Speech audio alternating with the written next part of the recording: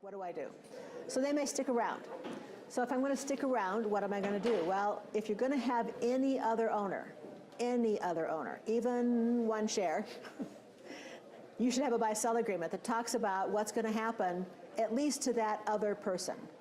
Probably for all the owners, but what's going to happen if one of us dies, becomes disabled, quits, is fired, we don't get along anymore, take a hike, all those good things. Who's going to buy it? Is it going to be bought? What's the price? What are the terms of payment? Is there a covenant not to compete? That's what the buy-sell agreement is. If you're going to stick around, you also have to look at estate planning, because you may die owning this business. And that's okay. There's nothing wrong with that other than the fact that you've left it to your family, and now what are you going to do? Maybe under your buy-sell agreement somebody else is going to buy it. Maybe not. And then you can look at executive compensation, which is things like, I've got some key employees who aren't owners, or maybe they're a small owner, but they aren't the massive, they aren't the future owner, shall we say. And so you look at executive compensation. I want to make sure they get good bonuses so that they stick around and stick with me. I want to give them a deferred compensation plan, or a phantom stock plan, or a stock appreciation rights plan. Something that gets them a reason to stick around with me and help me continue to run this business. Some of our owners would say, I'll just keep owning it. It's running good. I've got people who run it for me. I come in 1 to 2 days a week.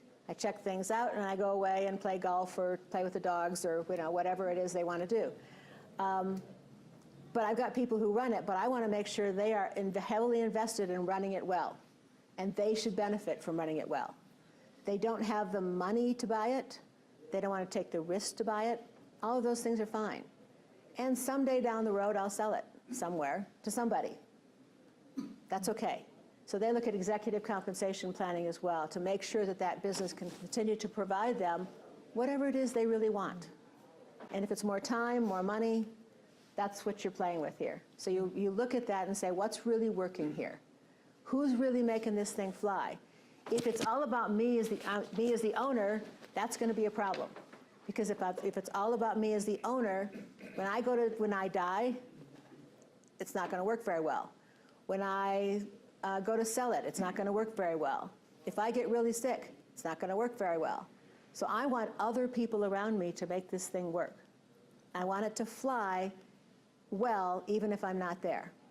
I am not saying that the owner should be completely dispensable.